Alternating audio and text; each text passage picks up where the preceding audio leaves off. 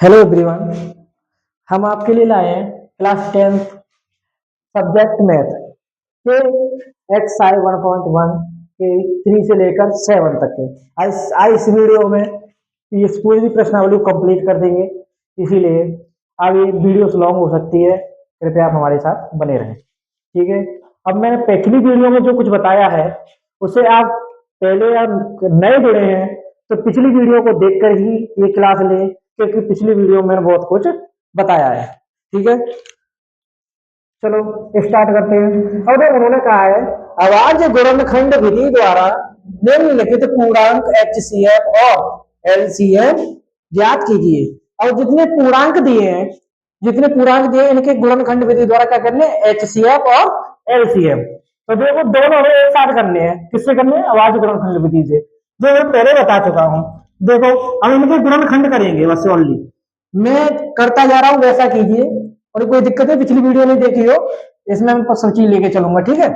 अब पीछे कितना है 2, तो किससे कटेगी 2 से, तो कितनी बार जाएगा 6।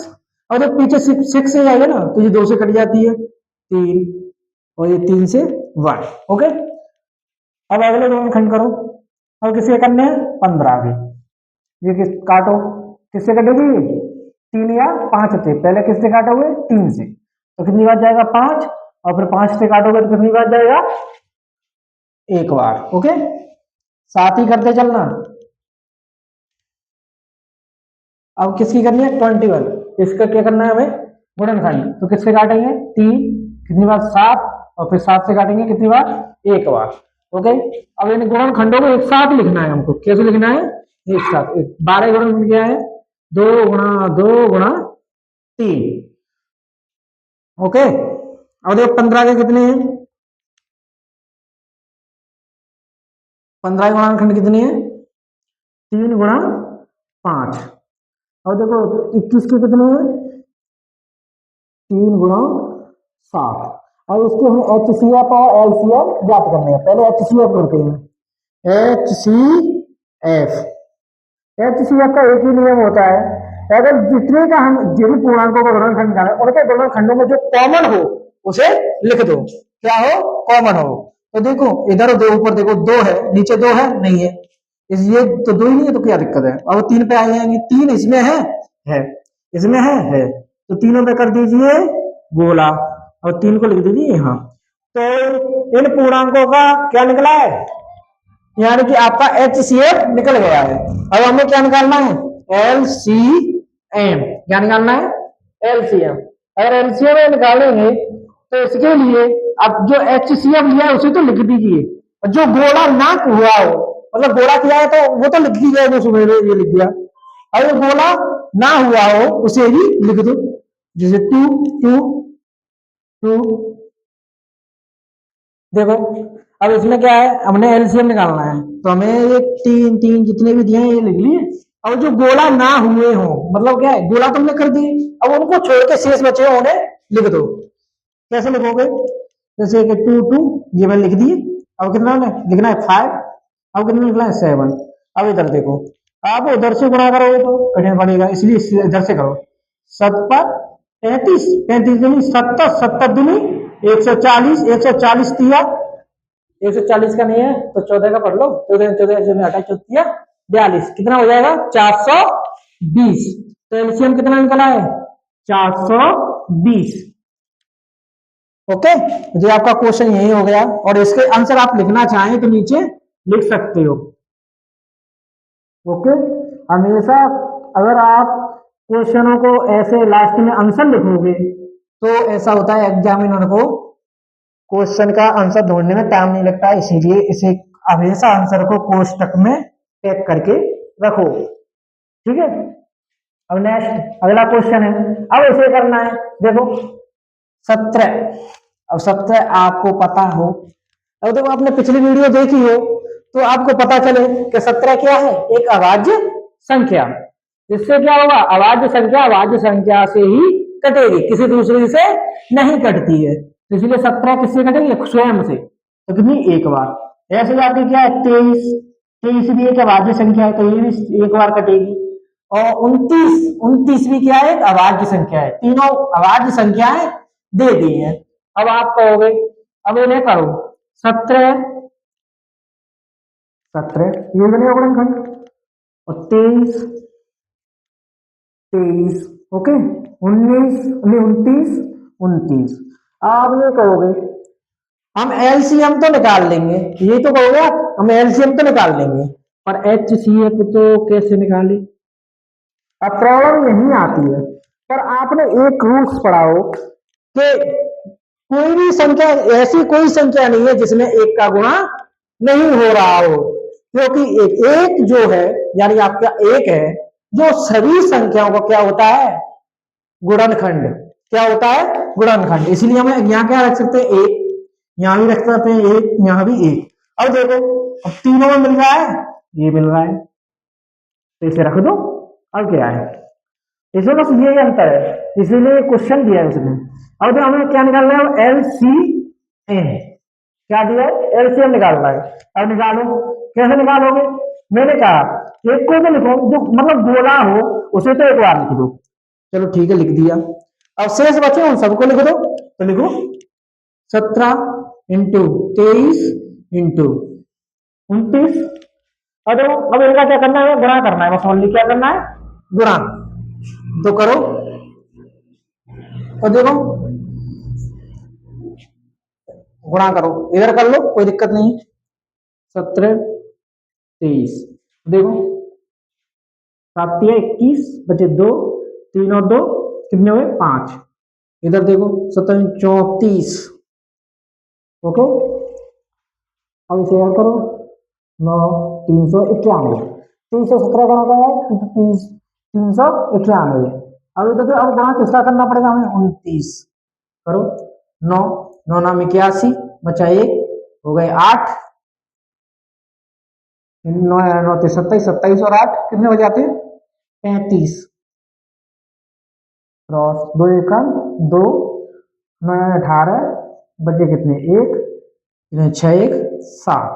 अब इधर देखो इन्हें ऐड करो, 1 1, 8 और 2 13, 8 1 11, ओके। आपका एलसीएम कितना निकला है, 11 31 9। ये आपका क्या हो गया आंसर। अब मैंने कहा था क्वेश्चन होने के बाद आंसरों को हमेशा कहाँ रखें, नीचे। तो एचसीएफ आपका कितना है, 1, और एलसीएम कितना है,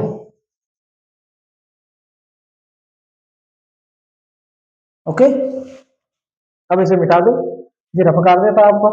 हम तो मिटा देंगे, पर आपको बोर्ड एग्जाम में किसमें करना है, ओनली लास्ट पेज पर, उस पर ऊपर क्रॉस का करके उसके ऊपर लिख देना रफ कार है, ओके। अब इसे करो, अगला क्वेश्चन, इसके भी गुणनखंड करो। 2 से जाएगा कितना हो जाएगा 4, फिर 2 से जाएगा कितना हो जाएगा 2, फिर 2 से जाएगा 1, ओके। अब इधर देखो ये 9 है, इसमें जाएगा 3 से कितनी बार जाएगा 3, इससे जाएगा 3, ओके। 25 25 किससे करता है, 5 से कटेगा ओनली 5, फिर 5 5। अब इधर देखो, अब इसे करो, 8 के गुणनखंड कितने निकले हैं, 2 इंटू 2 इंटू 2। अब इसके 9 के कितने निकले हैं, 3 इंटू 3, और 25 के कितने निकले हैं, 5 इंटू 5। अब देखो इसमें सेम कंडीशन इसमें थी, वही यहाँ पर है, कोई सेम नहीं है, तो इसे क्या कर लेंगे 1 ले लेंगे। क्या लेंगे 1। तो इसका भी एचसीएफ कितना आएगा, पहले क्वेश्चन की तरह 1। अब एलसीएम कितना आएगा, एलसीएम क्या आएगा, इन सबको लिखने के बाद जैसे 2 into 2 into 2, 3 into 3 into 5 into 5, पचम 25 25 दिया 175, 175 दिया यानी पचम 25 25 दिया 175, 175 दिया, गुणा कर लो 5 15, 5 1 21 21 और 2 22, 225, 225 दूनी 440, नहीं 450, कितना हुआ 450, ठीक है। और 450 दूनी यानी आपका हो जाएगा 900, 900 दूनी 1800, ओके। ये हो गया आपके क्वेश्चन, ठीक है। अब अगले प्रश्न की बारी आपकी। ठीक है, देखो और ये आपका अगला क्वेश्चन है, इसमें लिखा है HCF, यानी ये दो संख्या है इनका HCF दिया है, कितना है 9 दिया है। LCM, जिन दोनों ही संख्याओं का क्या निकालना है, LCM ज्ञात कीजिए। अगर आप ये सोचोगे दांत गुणनखंडी करके गुणनखंड विधि द्वारा करके LCM निकाल दो, देखो आप ऐसा करोगे तो जो कंडीशन दी है उसका कोई महत्व नहीं रहेगा। इसीलिए हमने एक सूत्र पढ़ा है, आपको याद हो पिछली वीडियो में अगर आपने रेगुलर आपने वीडियो देखी होंगी तो आपको पता होगा। देखिए नियम क्या था कि पहली संख्या गुणा दूसरी संख्या इक्वल होता है, यानी बराबर होता है LCM गुणा HCF के। अब आप देखो ध्यान से देखो, दोनों संख्याएं दी है नहीं दी है, और LCM ने क्या दिया, HCF दिया है और LCM ज्ञात करना है। देखो हमारे पास तीन इक्वेशन दी है पर हमारे पास एक नहीं है, हमें क्या करना है, वही निकालनी है। क्या निकालनी है हमें, उन्हें क्या है, LCM ज्ञात करना है। तो LCM को इधर रखो, इधर इक्वल कर दो। अब HCF को इधर लाओगे तो फर्स्ट इंटू सेकेंड इंटू, और बट्टे में क्या आएगा, क्या दिया वही आएगा ना, HCF। ठीक है, कोई दिक्कत। अब इसे देखो, अब इसमें कहना फर्स्ट संख्या का मान कितना है 306 इंटू सेकेंड संख्या क्या है 657 बट्टे में 9।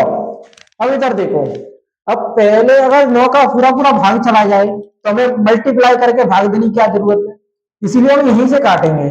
9 एक 9, 9 दिखाए 9 तिया 27, बचे कितने 3, 9 चौके 36, तो इससे काट दो, भाग दे दो 9 का 306 में, 9 तिया 27 बचे 3, 9 चौक 36। और जो क्या बचा है 34 इंटू 657, इसका क्या करना है हमें मल्टीप्लाई, से आपका आंसर निकल आएगा।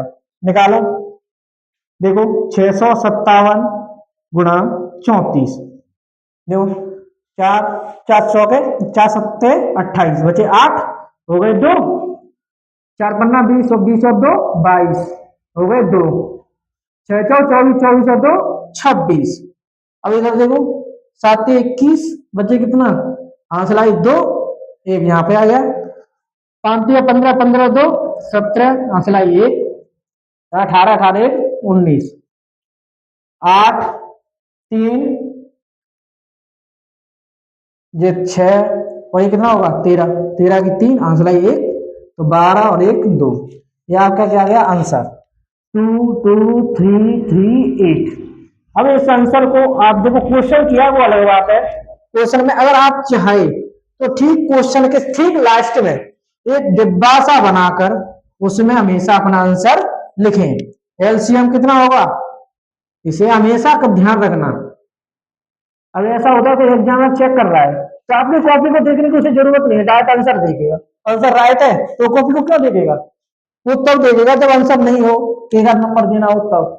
ठीक है, ये आपका क्वेश्चन हो गया। अब अगले क्वेश्चन पे चलते हैं। ठीक है, अब देखो ये आपका अगला क्वेश्चन है, जांच कीजिए कि क्या किसी प्राकृतिक, क्या है प्राकृत संख्या n के लिए संख्या 6 की पावर n यानी 6 की घात n अंक 0 पर समाप्त हो सकती है, मतलब सकता है या सकती है, सकता कर लो कोई दिक्कत नहीं है, वो जो सकता है। अब देखो उसका क्या मतलब है कि अगर n का मान कुछ भी हो, कहां से लेकर 0, 0 तो नहीं होगा, क्यों नहीं होगा कि ये क्या है प्राकृत, क्या है प्राकृत, और पूर्ण होती है 0 से, इसलिए इसका मान कहां से होगा 1 से, 1 से कहां तक जाएगा इनफाइनेट यानी अनंत। ठीक है, अनंत तक जाएगा, और उसमें से कोई भी मान आ सकता है, 1 से लेकर अनंत तक के बीच में कुछ भी मान रखो, पर 6 की पावर n का मान हो, अगर उसका कोई मान निकलता है तो उसका लास्ट अंक क्या निकले, लास्ट अंक क्या हो 0 हो। ऐसा हो सकता है, जांच करनी है हमें, तो हम कैसे जांच कर सकते हैं, देखो हम सबसे पहले क्या करेंगे, ये संख्या है आपकी, इसमें देखो के आधार के गुणनखंड करने पर, खंड करने पर, करने पर हम गुणनखंड करें, 6 है, हम उसके गुणनखंड कर रहे हैं, तो कितना आएगा 2 into 3। अब आप ये वो गुणनखंड करके बताओ। अब देखो इतनी छोटी संख्या क्या कौन करेगा गुणनखंड, आपको पता होगा 2 into कितना आएगा 3। अब देखो कोई संख्या, देखो नोट करो, यहाँ पे नोट करना है, नोट करना है या कुछ भी लिखना है, आप लिखना चाहे जो लिख दीजिए कि अगर कोई भी संख्या, कोई भी संख्या जीरो पर, यानी जीरो माने जीरो पर तभी समाप्त हो सकती है जब उसके कोई कोई गुणनखंड, गुणन, इधर लिख देता हूं, गुणन खंड 5 इंटू क्या हो, 2 हो। अगर 5 इंटू 2 नहीं है तो आपकी कोई भी संख्या जीरो पर नहीं होगी। अतः अब देखो अब क्या है आपका आंसर है, इसे सावधानी से लिखना है, इसमें हिंदी तो है और कुछ है ही नहीं, कैलकुलेशन के क्या है, कुछ नहीं। अतः 6 के गुणनखंड खंड कितने हैं, 2 into 3 है। तो यह है इसकी घातें कितनी भी हो, कितनी भी हो, वह है जीरो पर समाप्त नहीं, वो है यानी वो है संख्या, संख्या लिख दो, संख्या जीरो पर समाप्त नहीं होगी। अब इधर देखो, इसमें क्या है, कुछ नहीं है। अगर देखो हमने अगर आप 9th क्लास में पढ़े हो तो आपका पहला चैप्टर है, पहला यानी कि पहले की 1.4 है या 3 है, उसमें बताया गया है अगर किसी संख्या के गुणनखंड 2 into 5 के रूप के हो तो उसमें एक शून्य बढ़ेगी, एक शून्य बनेगी। और ऐसा नहीं होता है 5 into 2 के रूप में नहीं होता है तो उसमें कोई भी संख्या जीरो की नहीं होगी। वो कॉन्सेप्ट यहाँ पे दे दिया है। अब आपके अगले क्वेश्चन के लिए चलते हैं, हमारा 5 चल रहा है, 2 क्वेश्चन रह गए हैं, ठीक है। अब देखो, अब आपका क्वेश्चन आ गया है 6, अब आपका इसके बाद रह जाएगा एक क्वेश्चन। और देखो क्वेश्चन को पढ़िए, पहले पहले क्वेश्चन को समझना बहुत ज्यादा जरूरी है। अगर आप क्वेश्चन को नहीं समझेंगे तो उसका आंसर कैसे दोगे, इसीलिए आपको समझना है। सर ये व्याख्या कीजिए, व्याख्या क्या मैंने बताना है आपको, व्याख्या कीजिए कि 7 × 11 × 13 + 13 और 7 × 6 × 5 और ×4 × 3 × 2 × 1 + 5। अब भाज्य संख्या क्यों है, ये दोनों संख्या भाज्य संख्या क्यों है। अब आपको भाज्य संख्या पता हो तो आप बता सकोगे। अब इधर आओ, इसमें ये लिखा तो नहीं कि भाज्य संख्या ये होती है, ये तो आपका कॉमन सेंस है, आपको कितना रीड किया है आपने, पर फिर मैं बोल देता हूं। जैसे भाज्य संख्याएं वे होती हैं जिनमें जिनके गुणनखंड, गुणनखंड एक या एक से नहीं, स्वयं और एक के अलावा अन्य होते हैं। तो जैसे अगर आप समझो, जैसे 3 है, 3 का एक और 3 के अलावा कोई गुणनखंड नहीं है तो क्या है ये अभाज्य संख्या। और ऐसे हम 4 ले, 4 है तो 4 से भी भाग जाता है, 2 से भी जाता है, 1 से भी जाता है, तो एक और यानी एक और स्वयं का अतिरिक्त क्या है 2 है, तो क्या हो जाएगी भाज्य। तो मेरे को इतना दिखाना है इस पर कि स्वयं संख्या है उसके अलावा अन्य और गुणनखंड है या नहीं। तो वही बात करेंगे हम, देखो कैसे दिखाएंगे उन्हें।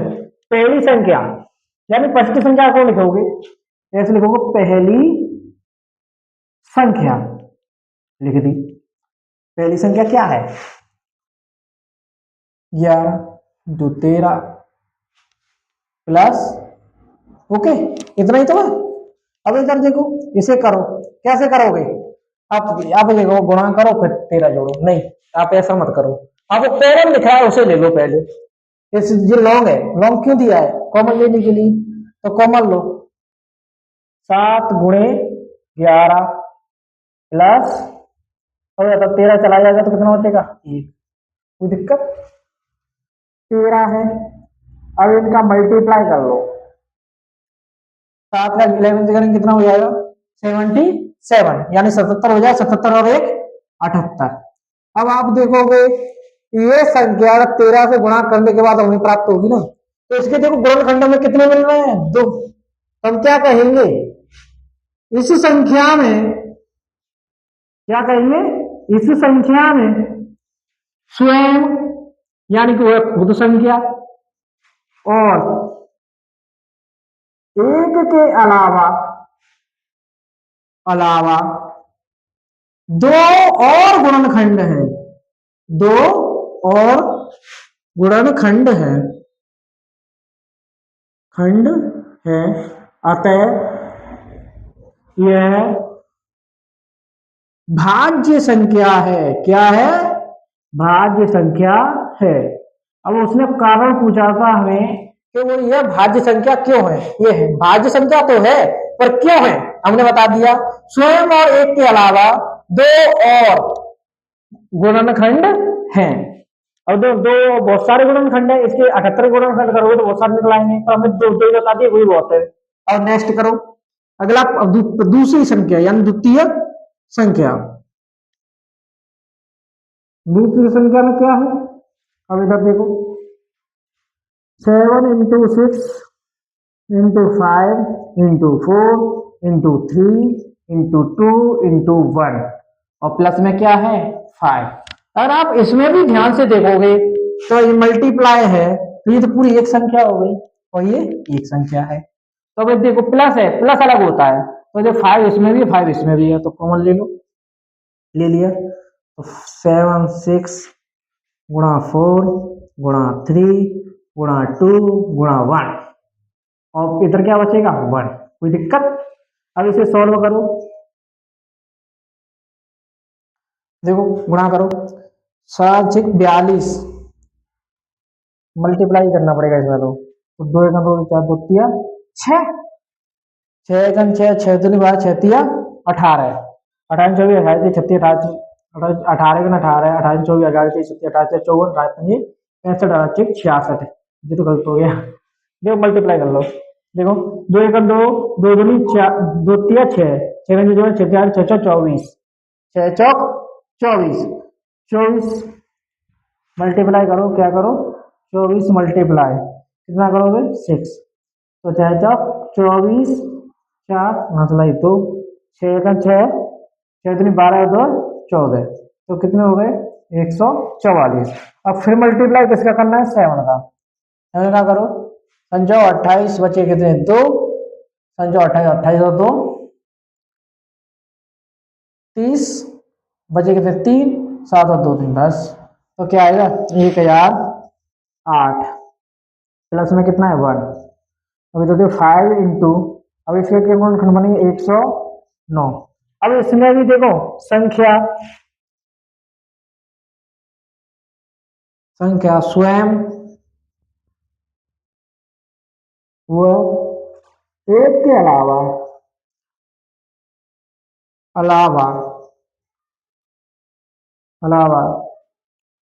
दो और गुणनखंड हैं, गुणनखंड हैं, अतः यह संख्या क्या है, ये भाज्य है। और देखो ये क्वेश्चन आपका कंप्लीट हो गया, इसमें कोई आंसर तो है नहीं जो आपको ये किया जाए। अब इसे मिटा देते हैं, आप स्क्रीनशॉट ले लीजिए, इसे नोट कर लीजिए, ठीक है ओके। देखो ये आपका है अगला क्वेश्चन, लास्ट क्वेश्चन आपको इसे ध्यान से देखना, ठीक है।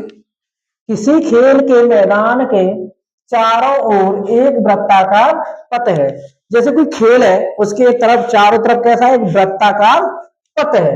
इस मैदान का एक चक्कर लगाने में सोनिया को 18 मिनट, जबकि इसी मैदान का चक्कर लगाने में रवि को 12 मिनट लगते हैं। तो मान लीजिए वे दोनों एक ही स्थान पर और एक ही समय पर चलना प्रारंभ करके एक ही इस दिशा में चलते हैं। कितने समय बाद वे पुनः प्रारंभिक बिंदु पर मिलेंगे। अब जो इतना मैंने पढ़ा है उसे भूल जाइए, बस मैं उतना कह रहा हूं, उतना सुनिए। उसमें कहा है कि एक वृत्ताकार पथ है, कोई खेल होता है उसमें सब अधिकतर सभी खेलों में कैसा होता है, वृत्ताकार पथ होता है। चारों तरफ की बाउंड्री कैसी होती है, गोलाकार। अब उसमें क्या है कि अगर एक बच्ची है उसे एक चक्कर लगाने में कितना टाइम लगता है सोनिया को, 18 मिनट। और जबकि उसी मैदान का एक चक्कर लगाने में रवि को कितने मिनट लगते हैं, 12 मिनट। अगर हम मान ले कि अगर उसी वृत्ताकार पथ यानी वे दोनों उसी वृत्ताकार पथ पर वे दोनों एक साथ चलना प्रारंभ करते हैं किसी बिंदु पर, किसी पॉइंट पर, तो वे पुनः फिर दोबारा घूमते घूमते वो कितने समय बाद प्रारंभिक बिंदु पर मिलेंगे। जैसे मानो कोई वृत्ताकार पथ ये रहा, यहाँ पे सोनिया और रवि दोनों चलना प्रारंभ करते हैं। सोनिया की कम स्पीड है, उसकी अब बाई सोनिया यहाँ पहुंच पाई तो रवि तो पूरा चक्कर लगा लेगा ना। तो ऐसे ही ऐसे चलते चलते चलते चलते कितने मिनट बाद वे अपने इस प्रारंभिक बिंदु पर दोनों एक साथ मिलेंगे। इसी बात का पता लगाने के लिए क्वेश्चन है, ठीक है। इसे करो, कैसे करेंगे, पहले देखो सोनिया को कितना टाइम लग रहा है, 18 मिनट। कितना लग रहा है, 18 मिनट, ओके। और उसको रवि को कितना लग रहा है, कितना लग रहा है रवि को, 12 मिनट, ठीक है। अब इनके क्या करना है, हमें एलसीएम साथ निकाल लो या अलग निकालो, पहले अलग अलग निकाल लेते हैं, ठीक है। 2 कितना हो जाएगा, 9, 3 3 3, ओके। और इधर देखो 2 6 2 क्या हो जाएगा, 3 और कितना 3। अब देखो हमें क्या निकालना पड़ेगा, तो हमें वो समय प्रणाली निकालिए, इसमें आएगा। तो हम क्या करेंगे, सबसे पहले एल जिनके गुणनखंड लिखेंगे, 18 कितने होते हैं, 2 × 3 × 3। अब देखो 12 के कितने होते हैं, 2 × 2 × 3। अब इसे करना है, हमें क्या निकालना है, LCM यानी लासा पा, LCM HCF लो, LCM, ओके। तो इसे कैसे निकालेंगे, सेम मिले उसे पहले लिखो 2, इसे सेम मिल रहा है यहाँ पर, इसे लिखो 3, ओके। और सेम ना मिले उसे लिखो 3 × 2, 2 2 6 6 6 18 18 में 36। कितना आंसर आया, 36 आता है। अब इसे आंसर को कैसे दो, ऐसे छोड़ दो नहीं, तो लिखो आता है वे दोनों 36 मिनट बाद, कितनी मिनट बाद, 36 मिनट बाद पुनः प्रारंभिक बिंदु पर मिलेंगे।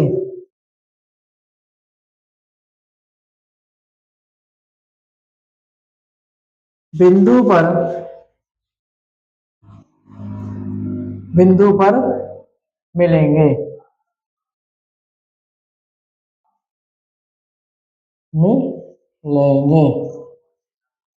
ओके। ये आपका क्वेश्चन कंप्लीट हो गया है, आपकी एक्सरसाइज हो गई है। अब अगले दिन मिलेंगे आपकी नेक्स्ट एक्सरसाइज के साथ। हमें पहले कृपया सपोर्ट करें और लाइक और कमेंट हमेशा करें, ठीक।